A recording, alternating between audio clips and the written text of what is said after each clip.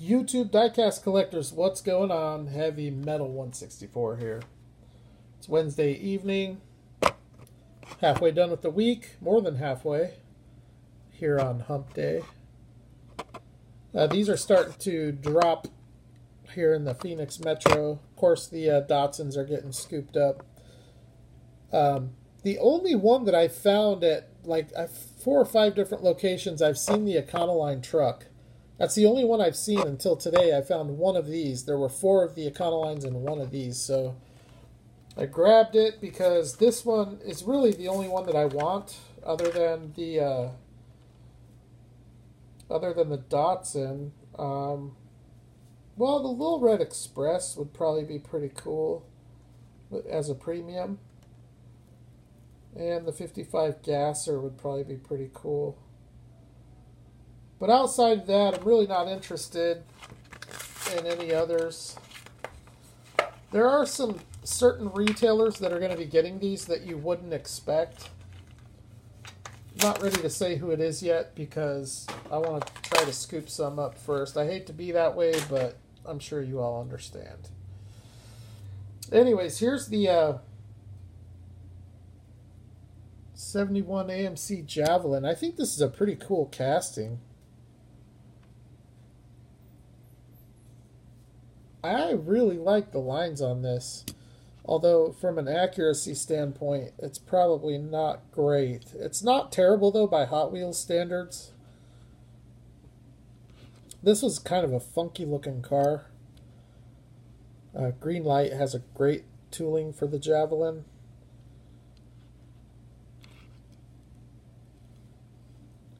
Metal body, metal base, rubber tires. It's heavy. Headlight and indicator detail, although as you can see there's no detail on the grille other than the sculpted detail. And look at that, painted tail lights. Nice job, Hot Wheels. I don't know, for $550 I don't know. So there's that. I'll let you look at that for a minute because this next one, I had to make a decision today. There's only one reason why I purchased this one. I'm sure you all know what it is. Now, this is the first time here in the U.S. that I've seen this M2 package like this, at least since I've been collecting.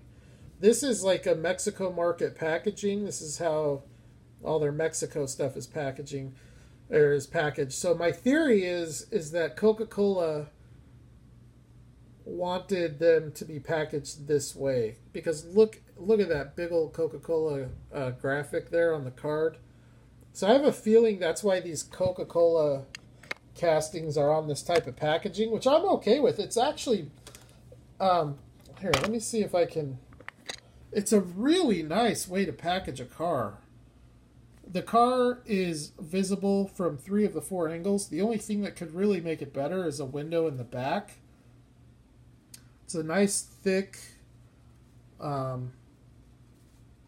like a plasticky material.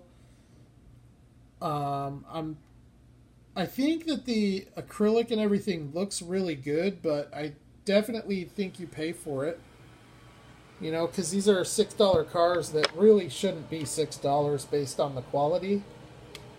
In my opinion, I know a lot of you M2 people will argue that, but M2's quality has declined more than any other brand. And when I say that, I'm not talking about the build quality. I'm talking about the detail quality. Cars that they used to do lens details in, they no longer do. Not all of them, but a lot of them. The painted detail has gotten worse.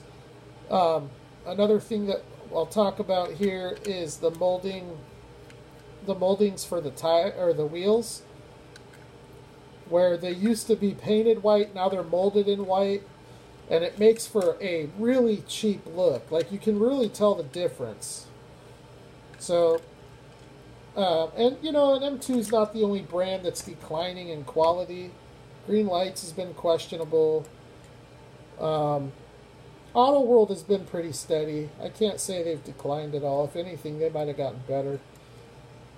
But Greenlight or M2 for sure has, I think, declined. Okay, so man, it would have been so cool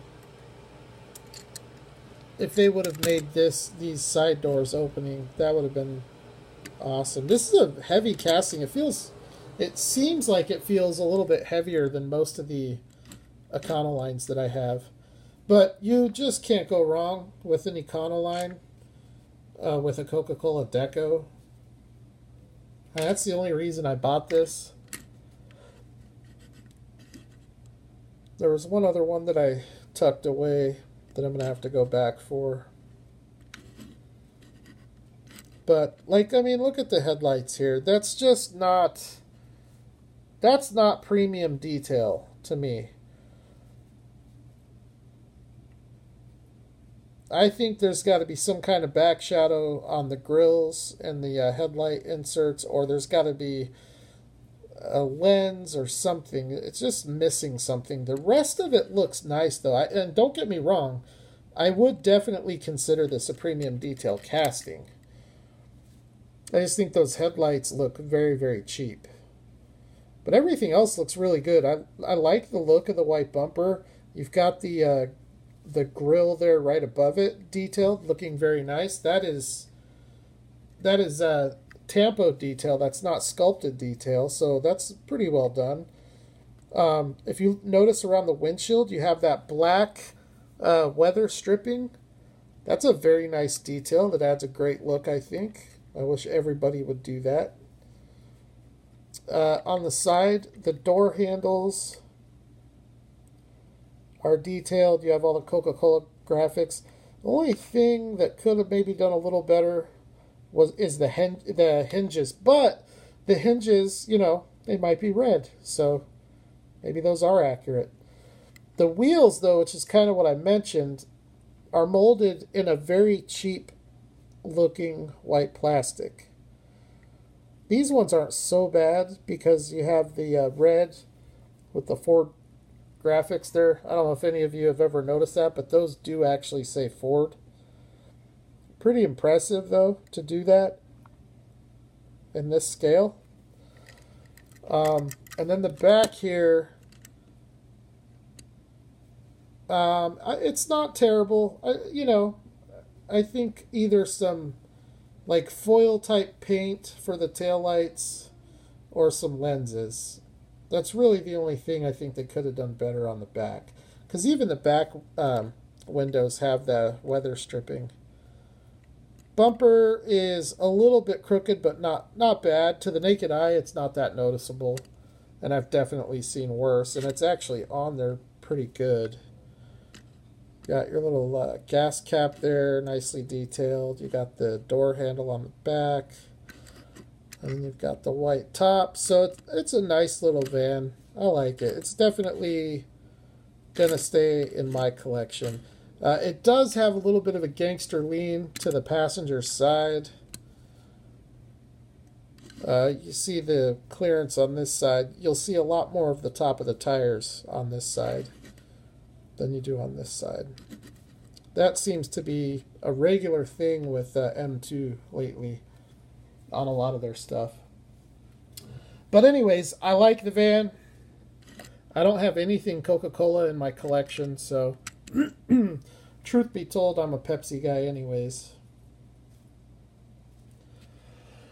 Well, the last thing I got today is another mail find, and so I was waiting on 4. I got 2 of them the other night. I got this one today, so now there's one more. I'm hoping it'll be here tomorrow.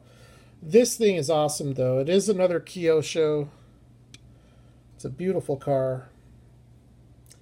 It is a car with an interesting history.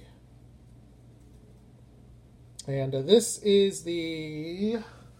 I need to find my phone. That's over there.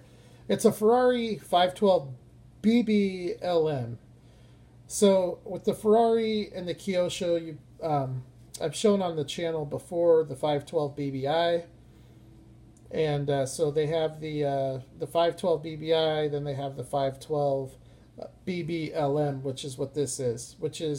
This is basically a Ferrari race car, and the LM obviously stands for Le Mans, or Le Mans as the Americans like to say, which is the endurance race. It's like probably the most prestigious automotive race in the world.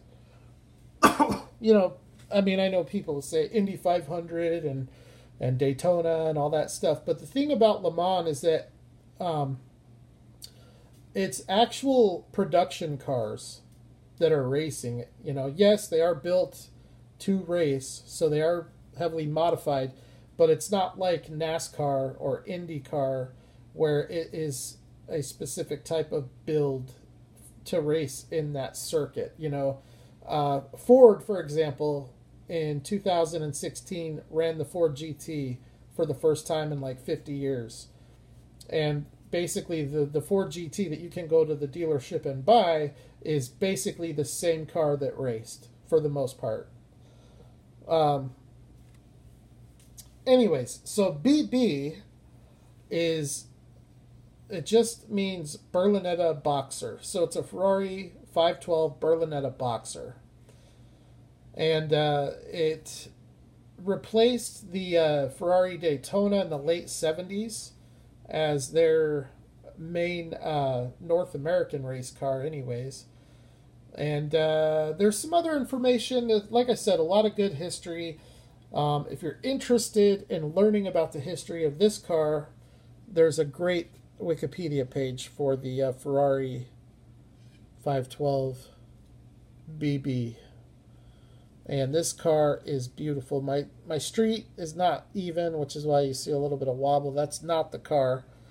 That's the street. And it's not the best roller, but it is definitely a looker. You can see here the lens detail in the front.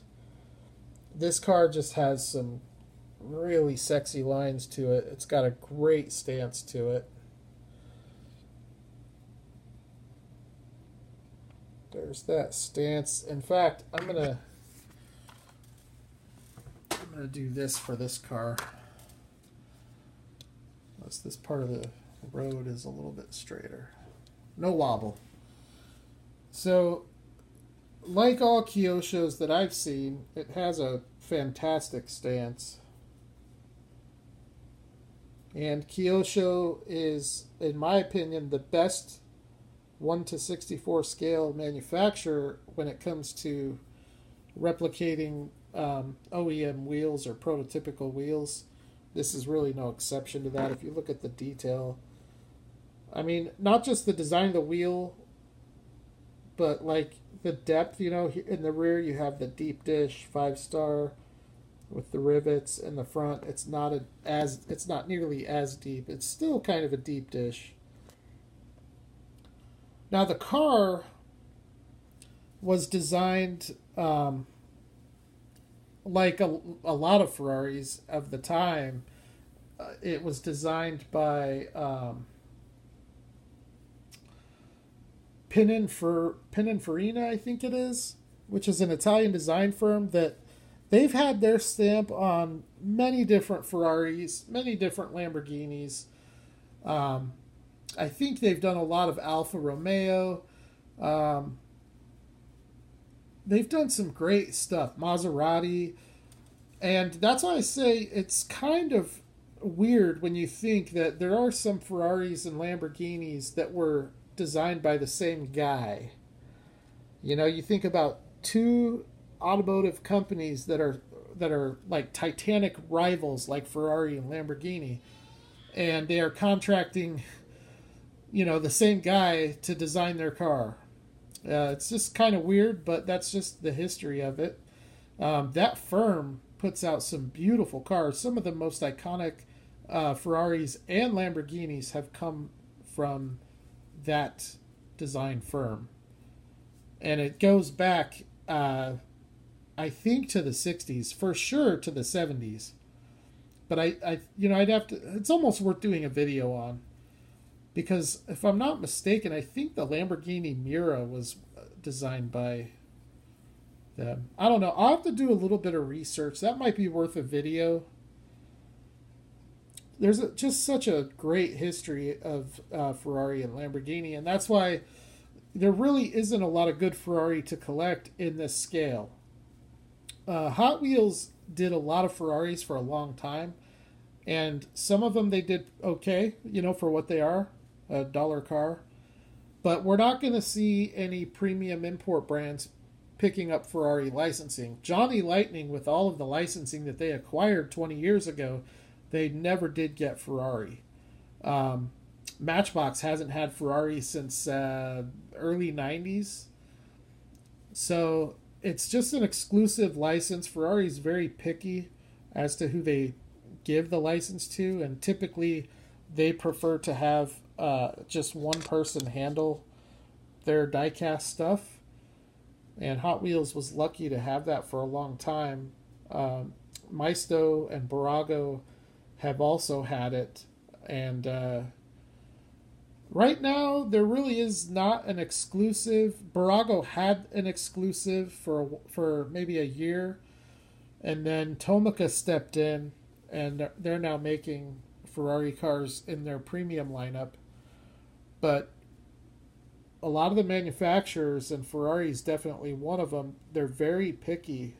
Like, you have to do these cars their way. But Kyosho, in my opinion, does the best. And I don't even think there's anybody even close when it comes to the level of detail and realism that you get from Kyosho Ferraris. Look at the back end of that car. You have your transparent lens taillights. That is all open on the bottom there, which is accurate to the car. Unlike every other Ferrari that I have, where they take 2 screws to attach the base, this one takes 3, so that's kind of different. It's just a great looking car. And I'm not big on white, but I think this car looks really good in white. But the other colors that this is available in, I mean, you can't go wrong. Any way you go. So this is a Series 8 Ferrari. I know the other day I had a Series 3 and a Series 4. This is a Series 8. So in this series you have the 458 Italia. Schuco did a really nice 458 Italia. You have the 512 BB LM. Those are the other 2 decos. You had the red, which is your quintessential Ferrari color. And then you had that blue and yellow deco with the racing graphics. That one is going to cost you probably double the price of the white one, if not more. And red Ferraris are always going to cost you more than the alternate colors, just because more people want red. Red and yellow are probably the most popular colors for Kyosho Ferraris and 1/64. There's the F40 GTE. And then you have the Scuderia Spider 16M. The 308 GTB Quattro Valvole. And the Enzo GT Concept. That is one that I really want to get. Also the 250 Testarossa, another one I want to get. And then the 599XX, which I have that one in red. Going to be doing a Kyosho Ferrari review video. I'm just waiting on that last package to show up.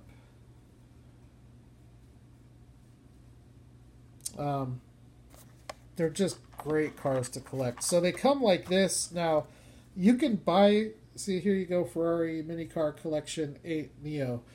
Now, for any of you that collect vinyl figures or like Funko Mystery Minis, anything like that, they come in little blind boxes. So a case will have like between 12 and 24, depending on the release. And then you just grab a box. You don't know which one you're going to get. Now, the odds are different. Some of them are like 1 per case. Some of them are 1 in every 3 cases. With these Kyosho cars, not just the Ferrari, but all Kyosho, that except for like the Beats collection and the Carnell and those ones that have the windows, they're blind boxes. I don't think the odds change from car to car. I don't know for sure, to be honest, but it is a blind box. So if you buy a blind box, you get a sealed box. You don't know which car you're going to get. I've never purchased a Kyosho that way, but I'm sure there are sellers that sell them that way. But I purchased this as what it is, the 512 BBLM in white. And it's going to go out into the Carney case, into my Kyosho Ferrari collection, which I think is up around 13 or 14 now. So, anyways, there you go. Nice little haul today. Not many cars, but I've always said I prefer quality over quantity when it comes to diecast. There's no question about it.